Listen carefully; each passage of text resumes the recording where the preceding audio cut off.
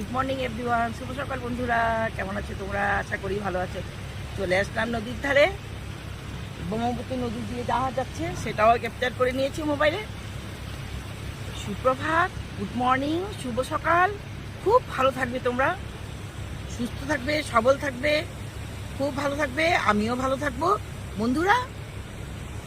সারাদিন তোমাদেরকে দেখতে থাকবো, কমেন্ট করতে থাকবো।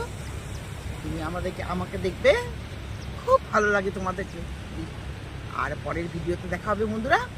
Bye bye.